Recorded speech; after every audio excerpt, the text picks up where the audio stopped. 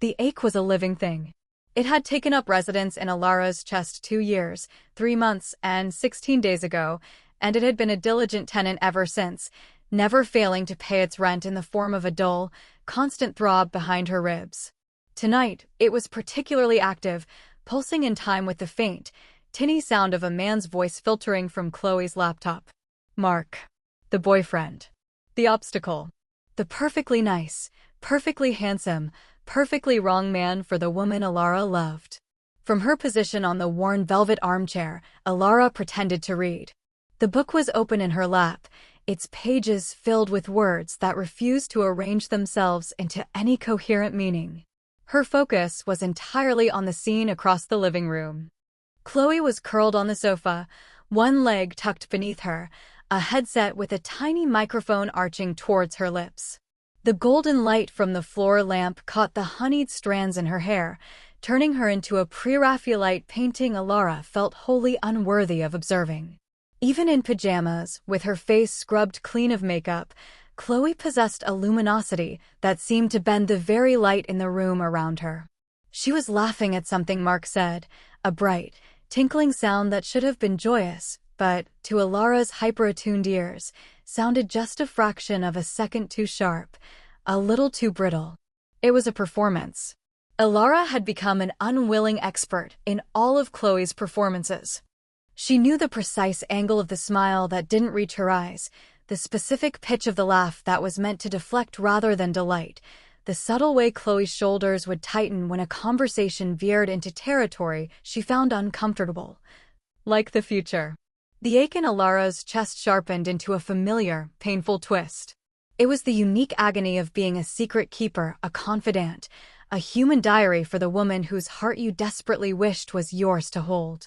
She was the one Chloe came to after these calls, after the dates, after the little disagreements that were never quite big enough to be deal breakers, but were frequent enough to be a pattern. Alara was the repository for all of Chloe's doubts, the sounding board for her anxieties, the safe harbor in the storm of her own unfulfilling relationship. And Alara played her part beautifully, offering sage, neutral advice while her own soul felt like it was being methodically shredded. She was a ghost in her own life, haunting the edges of someone else's love story. Okay, you two. I will. Talk tomorrow. Chloe's voice was soft as she ended the call. She pulled the headset off, tossing it onto the cushion beside her with a sigh that seemed to carry the weight of the entire city. She ran a hand through her hair, her gaze distant and unfocused. For a long moment, she just stared at the blank, black screen of her laptop, a mirror reflecting a distorted version of the softly lit room. Then, as she always did, she looked over at Alara. Her eyes, the color of warm whiskey, found Alara's over the top of the useless book. A real smile finally surfaced, small and weary, but genuine. It was a smile reserved only for Alara, and it was that smile that made the ache bearable. It was a poison and an antidote all at once. He wants me to go with him to his parents' anniversary party next month, Chloe said, her voice flat. She didn't need to elaborate. Alara knew what that meant. It meant meeting the extended family. It meant fielding questions about when they were moving in together, when they were getting engaged. It meant another step down a path that Chloe seemed to be walking with the enthusiasm of a prisoner on their way to the gallows. That's a big step, Alara offered, closing her book and placing it carefully on the floor beside her chair. The pretense was over. Now, her real job began. A big step off a cliff, maybe, Chloe muttered, pulling a decorative cushion into her lap and hugging it to her chest like a shield. He's talking about it like it's this foregone conclusion. Like, of course I'll go. Of course I'm excited to meet Aunt Carol who makes the weird Jell-O salad. Of course I want to see his childhood bedroom. Alara remained silent, letting the space fill with Chloe's frustration. This was part of the ritual. The venting. The slow release of pressure that had built up during the performance. It's just, he doesn't ask, Chloe continued, her voice gaining a thread of the familiar, plaintive confusion that Alara knew so well. He just assumes. He assumes we're on the same page, that we want all the same things, that we're moving at the same speed. But sometimes, I feel like we're not even reading the same book. Because you're not meant to be in his story, A treacherous voice whispered in Alara's mind. She swallowed it down, forcing the words back into the dark place where they lived. "Have you told him that?" she asked instead, her voice calm and measured, a perfect imitation of a dispassionate, supportive friend. Chloe scoffed, a short, humorless sound. How? How do you say, "Hey, the future you've planned out for us in your head gives me hives"? He's a good guy. He's sweet, he's handsome, my mom adores him. On paper, it's perfect. She looked at Alara, her expression pleading, as if Alara held the answer to the universe's most complex riddle. So why does it feel so wrong? Why does it feel like I'm playing a part in a play about my own life? Every word was a tiny, sharp knife turning in Alara's heart. Because she knew. She knew why it felt wrong. It felt wrong because the connection was superficial. It was a comfortable arrangement, a socially acceptable pairing, but it lacked the soul-deep resonance that Chloe craved, the kind of connection they shared right here, in the quiet of their living room. Alara saw the real Chloe, the one who was messy and brilliant and terrified and funny, not the polished girlfriend version she presented to Mark. "Maybe the paper version isn't the one that matters," Alara said softly. It was the closest she dared to get to the truth. "Maybe it's about how you feel when he's not there. Are you relieved? Or do you miss him?" Chloe stared at her, her whiskey-colored eyes wide and searching. She hugged the cushion tighter. "That's the thing," she whispered, her voice barely audible. "When he leaves, I just feel quiet. It's not bad. It's not good. It's just quiet. But when you're not home, the apartment feels empty. It feels wrong." The confession hung in the air between them, shimmering with unspoken meaning. Alara's breath caught in her throat. Her heart hammered against her ribs, a frantic bird trapped in a cage. This was dangerous territory. Chloe was inching closer to a precipice, and Alara didn't know if she should pull her back or let her jump, hoping she'd land somewhere closer to her. Before she could formulate a response that wouldn't betray the tidal wave of hope crashing within her, Chloe shook her head, as if to clear it. She forced another laugh, this one even more brittle than before. "God, listen to me. So dramatic. It's just a party. I'll go, I'll eat the weird Jell-O salad, and I'll survive. It's fine." She stood up, stretching her arms over her head. The movement pulled her pajama top taut against her back, and Alara had to tear her eyes away, focusing instead on a loose thread on the arm of her chair. "I'm going to bed," Chloe announced, her voice artificially bright. "Thanks for listening to my existential crisis of the week." "Anytime," Alara murmured, the word tasting like ash in her mouth. Chloe paused at the entrance to the hallway that led to their separate bedrooms. She looked back at Alara, the bright mask slipping just for a second, revealing the exhaustion and confusion beneath. "You're the best, Elle. I don't know what I'd do without you." And then she was gone, leaving Alara alone in the golden light, the silence of the room now roaring in her ears. The ache in her chest swelled to a crescendo, a painful, hollow symphony of love and loss. "I don't know what I'd do without you, either," she thought, the words a silent, desperate prayer sent out into the empty space. "But I'd give anything to find out what we could be if you were with me." The shift happened on a Tuesday. Tuesdays were usually unremarkable, a bland filling in the sandwich of the week. But this Tuesday, the universe decided to tilt on its axis. It began with the sound of a key fumbling in the lock, followed by the heavy thud of the front door swinging open and bumping against the wall. It was nearly 1 a.m. Alara, who had been drifting into a restless sleep, sat bolt upright in bed, her heart instantly pounding a frantic rhythm of alarm. Chloe was never out this late on a weeknight without texting. Alara threw back her duvet and padded into the living room, her bare feet silent on the cool hardwood floor. The only light came from the soft glow of the street lamp filtering through the large window, casting long, eerie shadows across the room.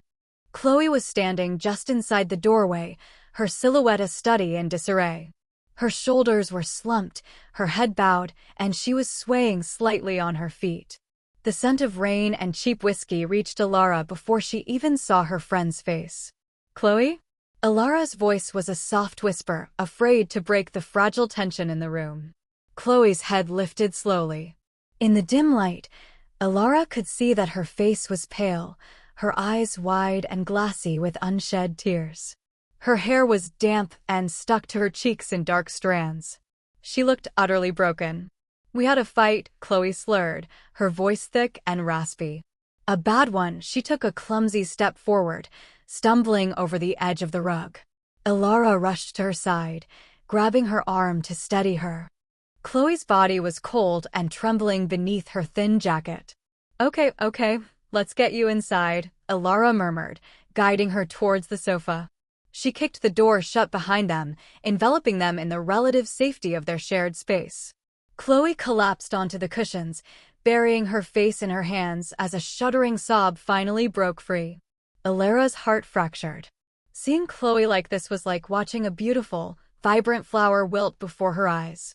She knelt on the floor in front of her, her hand hovering hesitantly over Chloe's back before she finally rested it between her trembling shoulder blades. She began to rub slow, soothing circles, a familiar gesture of comfort they had shared 100 times before. "What happened?" Alara asked gently, keeping her voice low. "The party," Chloe choked out between sobs. "His parents' stupid anniversary party. I told him I wasn't sure I could go. I tried to be gentle. I tried to explain that it felt like a lot of pressure, and he didn't get it. He said I was being difficult, that I was self-sabotaging." The words tumbled out, a torrent of hurt and confusion. He said maybe I didn't love him enough." The accusation hung in the air, heavy and suffocating. "And the worst part, Chloe whispered, lifting her tear-streaked face to look at Alara, her eyes shining with a desperate, terrifying clarity. "The worst part is that for a second, when he said that, I felt relieved. Like he'd finally said the thing I was too scared to even think. Like he'd given me an out." Alara's own breath hitched. This was it. This was the crack in the foundation she had been watching for years, the one that could bring the whole facade crumbling down. But it was happening in the middle of a drunken, emotional storm, and all she could focus on was the raw pain in Chloe's face. She pushed her own selfish hopes aside. Right now, Chloe just needed her friend. "Oh, Chloe," was all she could manage, her thumb stroking the damp fabric of Chloe's jacket. Chloe cried for what felt like an eternity, her sobs slowly quieting into ragged, exhausted breaths. Alara stayed with her, a silent, steady presence on the floor, her hand a constant, warm anchor on Chloe's back. The storm passed, leaving a fragile, hollowed-out calm in its wake. Chloe leaned back against the sofa cushions, her eyes closed, her face blotchy and swollen. "I don't want to be alone tonight," she whispered, her voice so quiet Alara had to strain to hear it. Her eyes fluttered open, finding Alara's in the gloom. They were filled with a raw vulnerability that stole the air from Alara's lungs. "My room, it just feels so. His presence is all over it. The picture on the nightstand, the stupid hoodie he left here," she trailed off, swallowing hard. Alara's mind raced. She could offer to sleep on the sofa. She could offer to change the sheets on Chloe's bed. She could suggest a dozen practical, platonic solutions. But then Chloe asked the question that shattered the carefully constructed walls of their friendship, the question that changed everything.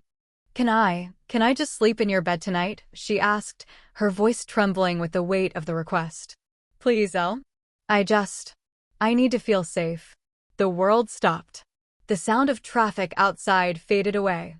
The ticking of the clock on the wall fell silent. All that existed was Chloe's question, hanging between them like a fragile, spun-glass bridge over a vast and terrifying canyon. It was a request born of distress, a plea for comfort. But for Alara, it was a cataclysm. A terrifying, beautiful, world-altering cataclysm. Every instinct screamed at her to say no, to protect herself, to maintain the boundary that kept her heart from being completely shattered. But looking at Chloe's desolate face, at the profound loneliness swimming in her eyes, Alara knew she couldn't. She couldn't deny her this. She couldn't deny herself this. "Okay," Alara heard herself say, the word a small, shaky exhalation. "Yeah, of course."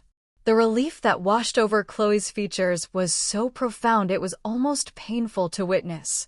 It was as if Alara had just thrown her a lifeline. And as Alara helped her up from the sofa and led her down the short hallway to her own room, she couldn't shake the feeling that she had just agreed to drown. Or perhaps, to finally learn how to breathe. Alara's bedroom felt different with Chloe in it.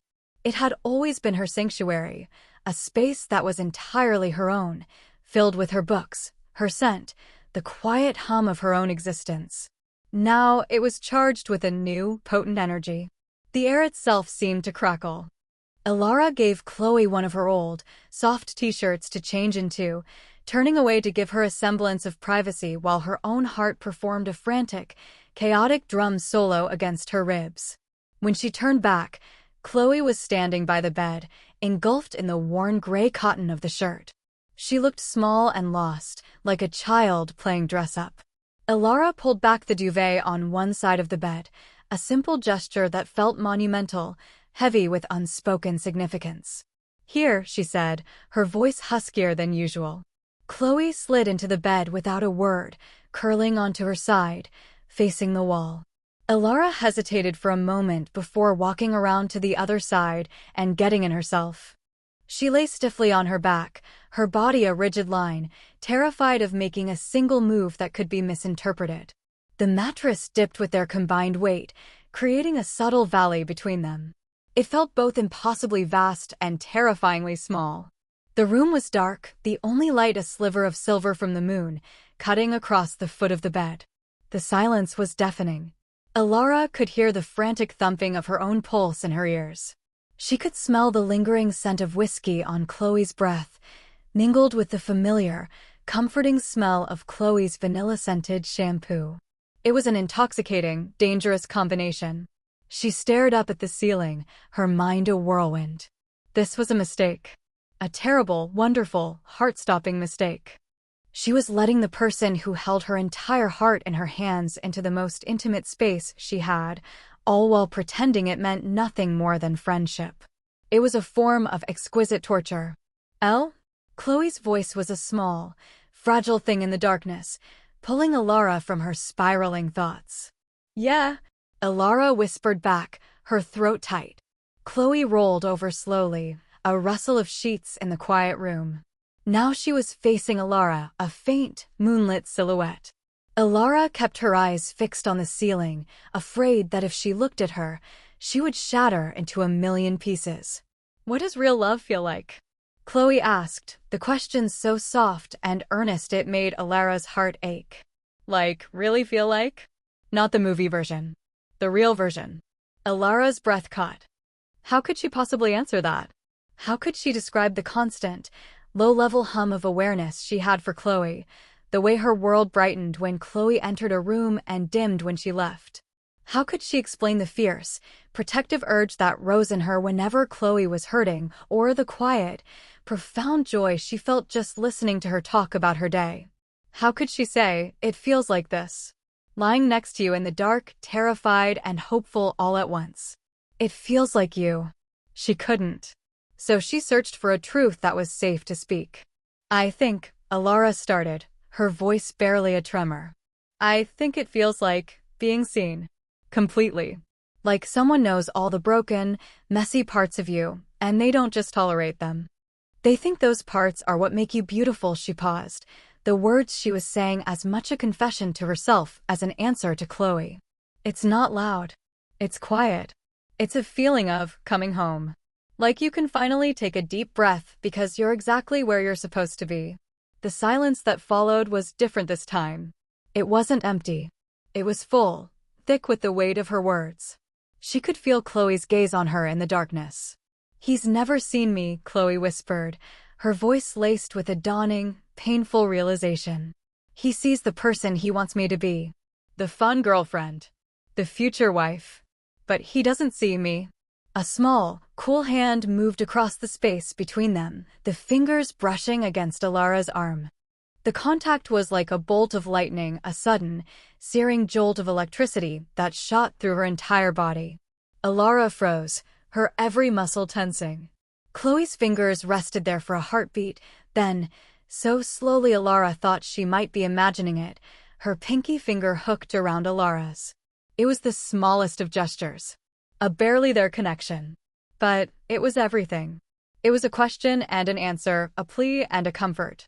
Ilara's rigid body softened, a long, shuddering breath escaping her lips. Tentatively, she relaxed her own hand, letting their fingers press just a little more firmly together.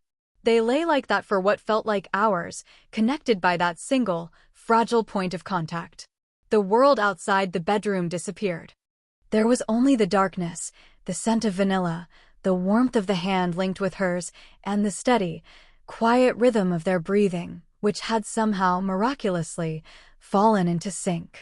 For the first time in a long time, the ache in Ilara's chest was quiet, replaced by a terrifying, fluttering thing with wings. It might have been hope. The next morning was a study in careful choreography.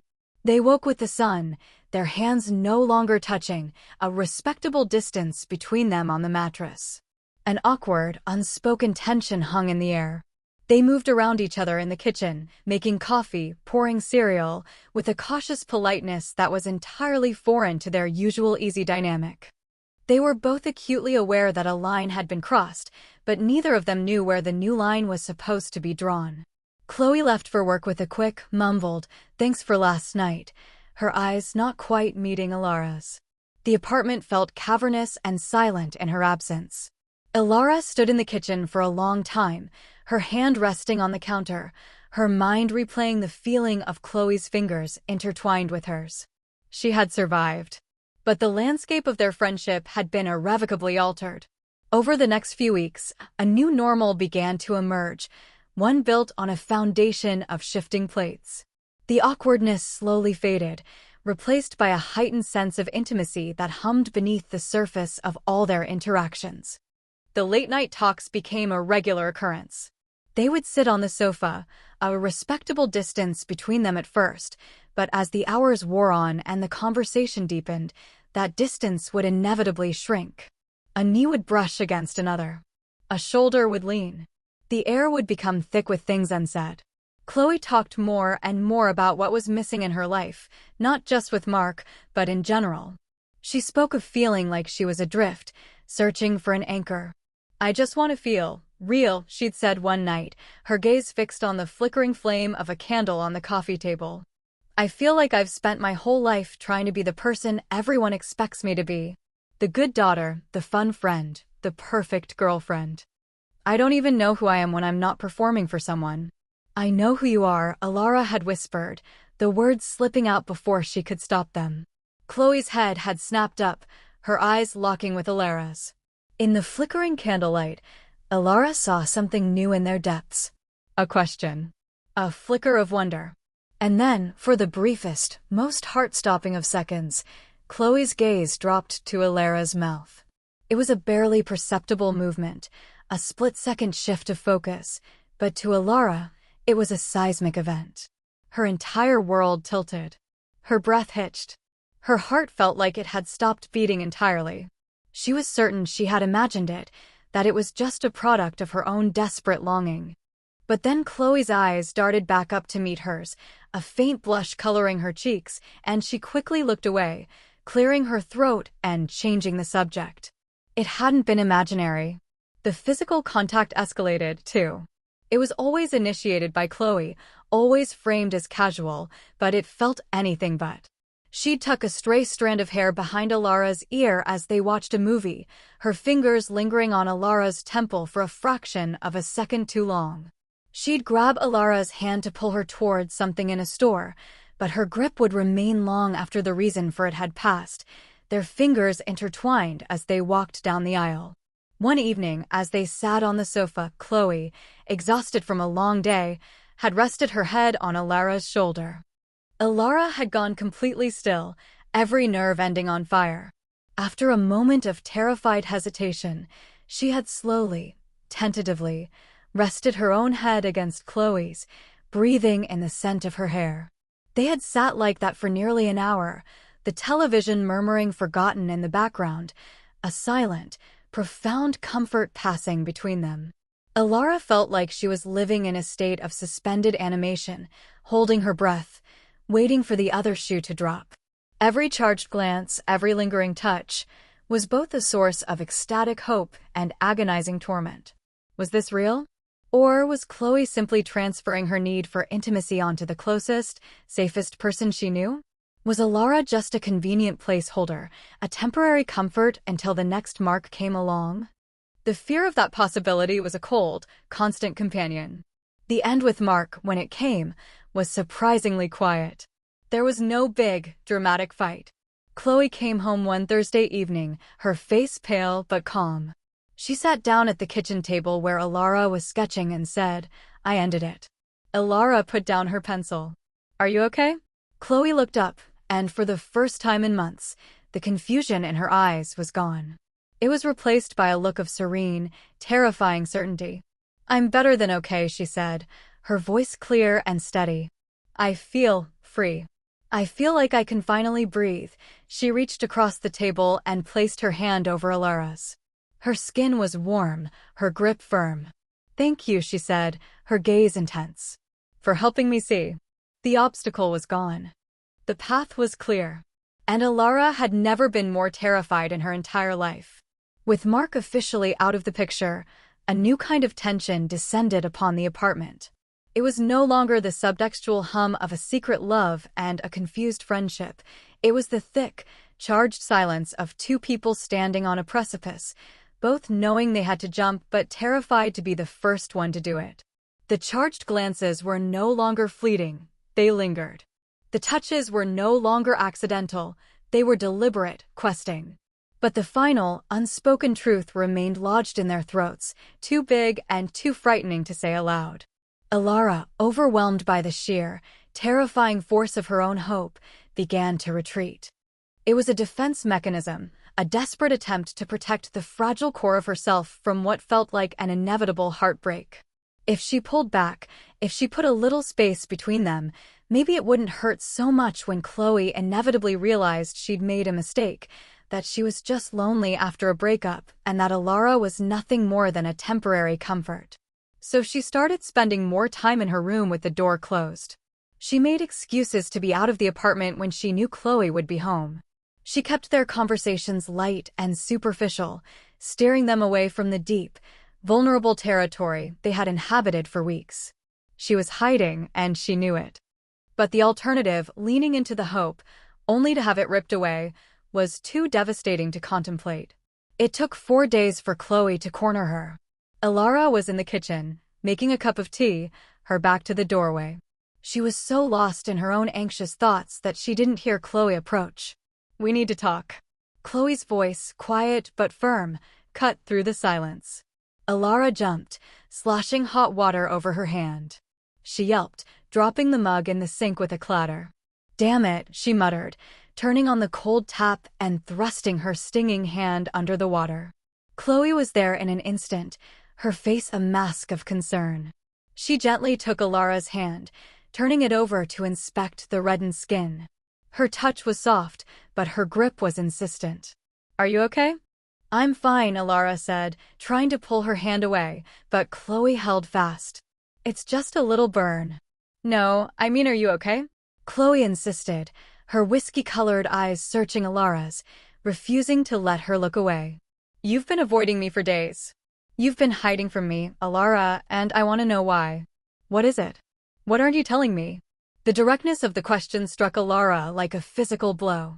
Her defenses crumbled. There was nowhere left to run. Her heart hammered against her ribs, a wild, panicked thing. She couldn't say it. She couldn't confess 2 years of silent, agonizing love and watch Chloe's face fill with pity or, worse, revulsion. "I haven't been avoiding you," she lied, the words feeling clumsy and false on her tongue. "I've just been busy." Chloe's expression softened, but her eyes grew sad. She let go of Alara's hand, taking a small step back. The loss of contact felt like a physical amputation. "Don't lie to me, Elle," she said softly. "Not you. Please. We've been closer than ever these past few weeks. And now, suddenly, you're a ghost. If I did something, if I misread something, you have to tell me." Elara looked at her, at the genuine hurt and confusion on her beautiful face, and felt a wave of self-loathing wash over her. Chloe was being brave. She was reaching out, trying to bridge the gap Elara had created, and Elara was cowering in fear. Tears pricked at the corners of Elara's eyes. "It's not you," she whispered, her voice cracking. "It's me. I'm the one who's a mess." "Then let me in," Chloe pleaded, taking a step forward again, closing the distance between them. "Talk to me. What's going on in that brilliant, beautiful head of yours?" Chloe's own confusion, her own journey of discovery, suddenly came pouring out, as if Elara's vulnerability had finally unlocked her own. "It's me, isn't it?" Chloe said, her voice dropping to a near whisper, a look of dawning realization on her face. "I'm the one who's been weird. I'm the one who made this complicated. Ever since that night, the night I slept in your bed, something shifted. For me." She took a deep, shaky breath, her eyes locked on Elara's. "I broke up with Mark because I realized I couldn't give him what he wanted. Because being with him felt like I was speaking a foreign language. But when I'm with you," she trailed off, her gaze full of a wonder that made Elara's stomach swoop. "When I'm with you, it's like I don't have to speak at all. You just know. You see me. And being seen by you feels more real than anything I've ever felt." Elara stood frozen, barely breathing, as Chloe took the final, terrifying step off the precipice. "I think," Chloe's voice trembled, full of fear and hope. "I think I might not be as straight as I thought I was, Elle. And I think it's because of you." She swallowed hard, her gaze flickering down to Elara's lips, and this time, it lingered. "God, this is terrifying to say out loud," she breathed. "But I've been thinking about what it would be like to kiss you. A lot." The world went silent. The sounds of the city outside, the hum of the refrigerator, the frantic beating of Elara's own heart, it all faded into a dull, distant roar. All that existed was Chloe's confession, a beautiful, impossible gift hanging in the space between them. The hope that Elara had been so desperately trying to suppress erupted within her, a brilliant, blinding supernova. A tear she hadn't realized was forming slipped down her cheek. A sound escaped her throat, a choked, watery thing that might have been a laugh or a sob or both. "You've been thinking about it for a few weeks," she whispered, the words trembling with the weight of 2 years of unspoken emotion. Chloe looked at her, confused by her reaction. "Yeah, is that a bad thing?" Elara shook her head, another tear tracing a path down her other cheek. She finally let her own walls, the ones she had so carefully constructed and maintained, crumble into dust. The dam broke. "Chloe," she breathed, her voice thick with unshed tears and a lifetime of longing. "I've been thinking about it for 2 years, 3 months, and 27 days. The comprehension that dawned on Chloe's face was one of the most beautiful things Elara had ever witnessed. Her whiskey-colored eyes widened in shock, then softened with a profound, earth-shattering understanding. It was as if the last, most important piece of a puzzle had just clicked into place for her. All the late-night talks, all the lingering touches, all the shared moments of vulnerability, they were all instantly recontextualized, illuminated by the blinding light of Elara's confession. "Oh," Chloe breathed, the word a soft, reverent exhalation. "Oh, Elara." She took the final step that separated them, her hands coming up to gently cup Elara's face, her thumb stroking away the tears on her cheeks. She was so close now that Elara could see the tiny flecks of gold in her irises, could feel the warmth of her body, could smell the faint, sweet scent of her skin. "All this time," Chloe whispered, her voice full of awe and a hint of sorrow for all the time they had lost. "You felt this way all this time, and you never said anything." "I was terrified," Elara admitted, her voice cracking. "I didn't want to lose you. I would have taken being your friend for the rest of my life over not having you at all." "You could never lose me," Chloe said, her voice fierce and certain. Her gaze dropped to Elara's lips again, and this time there was no hesitation, only a clear, undisguised desire. "Elara," she whispered, her own voice now trembling. "Can I kiss you?" It was the question Elara had dreamed of hearing for 849 nights. She couldn't find the words to answer, so she just nodded, a small, jerky movement. Her eyes fluttered shut, a silent surrender to the moment she had both craved and feared in equal measure. The first touch of their lips was impossibly soft. It was tentative, a gentle, hesitant question. It tasted of salt from Alara's tears and a sweetness that was purely Chloe. It was a discovery, a confirmation, the feeling of 1,000 unspoken words finally being said. Alara's hands, which had been hanging uselessly at her sides, came up to rest on Chloe's waist, her fingers curling into the soft fabric of her shirt, anchoring herself to the reality of the moment. Then, as the initial shock melted away, replaced by the profound, overwhelming relief of reciprocation, the kiss deepened. It was no longer a question, but an answer. A declaration.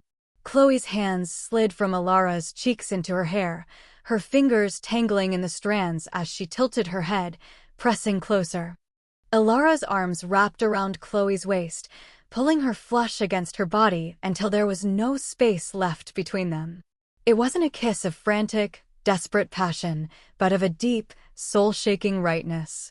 It was the feeling of coming home. It was every late-night conversation, every shared secret, every longing glance, every moment of quiet comfort finally finding its true expression. It was a slow, beautiful burn that promised a lifetime of warmth. When they finally broke apart, it was only because the need for air became undeniable. They rested their foreheads together, their breath mingling, their chests rising and falling in unison. Alara opened her eyes to find Chloe's already on her, shining with a light she had never seen before. "Oh," Chloe breathed out a slow, wondrous sound. "Wow." "Yeah," Alara managed to say, her voice a shaky whisper. "Wow." A slow, brilliant smile spread across Chloe's face, a smile so full of joy and relief that it took Alara's breath away all over again. That felt, Chloe started, searching for the right word. Right. More right than anything has ever felt in my entire life. She leaned in and pressed another soft, chaste kiss to Alara's lips. 2 years, 3 months, and 27 days, she murmured against her mouth. "You're going to have to make up for a lot of lost time." Alara laughed, a real, genuine laugh that felt like it came from the deepest parts of her soul, a sound of pure, unadulterated happiness. For the first time, the ache in her chest was completely, blessedly gone, replaced by a feeling so warm and full she thought she might burst from it. They migrated to the sofa, the familiar landscape of their late-night confessions now transformed into the birthplace of their new beginning. They sat curled together, Chloe's head resting on Alara's shoulder, their fingers laced together in Alara's lap. The initial, overwhelming euphoria began to settle, replaced by a quiet, more contemplative intimacy. The reality of what had just happened, of the monumental shift in their lives, began to sink in. "I'm scared," Chloe admitted into the quiet space, her voice a soft murmur against Alara's collarbone. Alara's hand tightened around hers. "Me too," she confessed. "I'm terrified." She was terrified this was a dream from which she would have a brutal awakening. Terrified that the beautiful, fragile thing they had just created could be broken. "I don't know how to do this," Chloe continued, lifting her head to look at Alara, her eyes wide with a vulnerable uncertainty. "I've only ever been with men. Everything is new. I don't want to mess it up. I don't want to mess us up." "We won't," Alara said, her voice full of a conviction that surprised even herself. She brought their joined hands to her lips, pressing a soft kiss to Chloe's knuckles. "We'll figure it out. Together. We can take it one day at a time, 1 hour at a time if we need to. There's no map for this. We just have to be honest." Chloe nodded, a look of profound relief on her face. "Honest. Okay. I can do that." She was quiet for a moment, her thumb stroking the back of Alara's hand. A thoughtful, almost puzzled expression crossed her features. "You know," she said slowly, as if working through a complex equation in her mind, "all those times I complained about Mark, about feeling like something was missing. I think I know what it was now." She met Alara's gaze, her own eyes full of a sudden, startling clarity. "I was measuring him against you." I didn't even realize I was doing it, but I was. I was measuring every relationship I've ever had against what I had with you. The way we talk, the way you listen, the way I feel like I can be my complete, messy self with you without any judgment. And they all came up short. Her voice dropped to a whisper, filled with awe. They all came up short because they weren't you. The words landed in Alara's soul like a soothing balm, healing years of silent insecurity and doubt. It was the ultimate validation, the key that unlocked the past and made sense of everything. She had never been just the supportive friend on the sidelines. She had been the benchmark, the standard against which all others were measured. I used to think that kind of connection, the kind we have, was just what best friends had, Chloe mused, a small, wondering smile on her lips. I thought it was a separate thing from romantic love. I've been trying to find what I have with you in other people, in men, and getting so frustrated when it wasn't there. I never let myself realize that maybe the person I was looking for was right here the whole time. I was always right here, Alara confirmed softly, her heart so full it felt like it might spill over. And I wasn't going anywhere. They made a decision that night, a quiet pact made in the soft lamplight of their living room. There would be no pressure, no grand declarations about the future, no labels until they were both ready. There would only be this, the promise to be honest, to be gentle with each other's fears, and to explore whatever this beautiful, terrifying new thing was together. They would take it one day at a time, navigating the uncharted territory of their own hearts. It was a simple promise, but it felt more solid and real than any vow Alara could imagine. The fear was still there, a quiet hum beneath the surface, but it was overshadowed by a profound sense of peace. For the first time, the future didn't feel like a threat, but like an invitation. 3 months later, Alara woke slowly, drifting up from a deep, dreamless sleep into the soft gray light of dawn. The first thing she registered was the warmth. A steady, comforting heat pressed against her back, an arm draped possessively over her waist, a gentle weight that felt like an anchor. She smiled before she even opened her eyes. She turned carefully in the circle of Chloe's arm, her movements slow and practiced so as not to wake her. Chloe was still sound asleep, her face relaxed and peaceful in a way Alara had rarely seen before she was with Mark. Her dark lashes fanned out against her cheeks, and her lips were slightly parted, a soft, rhythmic breath ghosting against Alara's shoulder. The morning light caught the golden strands in her messy hair, creating a halo effect. Alara's heart did a familiar, happy little flip. The ache that had once been a permanent resident in her chest was now a distant memory, a ghost of a feeling from another lifetime. In its place was this quiet, steady, and profound sense of rightness. Their apartment, once a stage for pining and confusion, had become a true sanctuary. They had fallen into a rhythm that was as easy and natural as breathing. Their mornings started like this, tangled together in Alara's bed, which had, by unspoken agreement, become their bed. They would make coffee, moving around each other in the small kitchen in a comfortable, synchronized dance. They'd talk about their plans for the day, about a funny dream one of them had, about nothing and everything. The silence between them was no longer charged with unspoken tension, but filled with a deep, peaceful understanding. The external world had been navigated with a surprising ease. Mark was a footnote in a chapter that was long since over. Telling their closest friends had resulted in a chorus of, "Finally," and "It's about time," which had made them both laugh and realize that perhaps their secret had never been as well kept as they had thought. They had discovered that the most beautiful love stories were often the ones everyone else could see coming from a mile away. Alara reached out, her fingers gently tracing the line of Chloe's jaw. She loved these quiet moments, the stolen minutes in the morning before the world woke up, when she could simply watch the woman she loved sleep. It felt like a privilege, a gift she would never take for granted. As if sensing her touch, Chloe's eyes fluttered open. They were soft and hazy with sleep for a moment, and then they focused on Alara, and a slow, warm smile spread across her face. It was a smile just for her, a smile that said good morning and I love you and you're my favorite person to wake up to all at once. "Hey," Chloe murmured, her voice thick and gravelly with sleep. She tightened her arm around Alara, pulling her closer until their noses were almost touching. "You're staring." "I'm admiring," Alara corrected softly, her thumb stroking Chloe's cheek. "It's my new favorite hobby." Chloe's smile widened. "Yeah? What's on the agenda for today's admiration session?" "Well," Alara said, pretending to consider it seriously, "I was appreciating the high-quality nature of your sleeping. Very peaceful. 10 out of 10.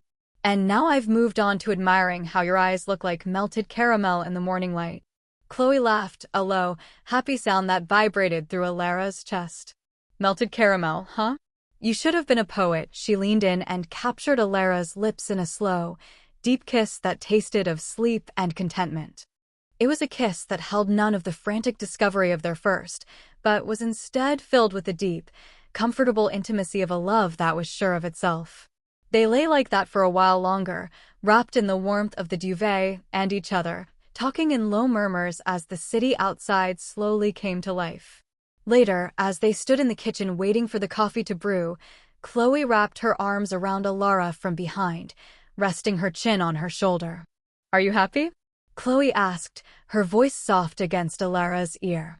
The question was simple, but it held the weight of their entire journey. Alara looked down at Chloe's hands clasped over her stomach, at the way their fingers were so easily intertwined. She thought of the years of quiet aching, the nights spent replaying every interaction, the terror and the hope that had lived side by side in her heart for so long. And she thought of this. The easy warmth, the shared laughter, the profound peace of knowing she was loved as deeply and completely as she loved in return. She turned her head, pressing a kiss to Chloe's temple. "I'm not just happy," she said, her voice full of a quiet, unshakable certainty. She looked around their sun-drenched kitchen, at the life they were building together, a life that had once felt like an impossible dream. "I'm exactly where I need to be." Chloe's arms tightened around her in a silent, perfect agreement. As the rich aroma of coffee filled the air, Alara understood with a clarity that was as bright and warm as the morning sun. She had spent years believing that love was something to be earned through silent suffering and patient waiting. But she had been wrong. Real love wasn't a reward for enduring pain. It was a quiet, steady truth that had been there all along, waiting patiently in the space between whispered conversations and lingering touches, waiting for them both to be brave enough to simply turn around and see it. It was the feeling of coming home, not to a place, but to a person. And she was finally, wonderfully home.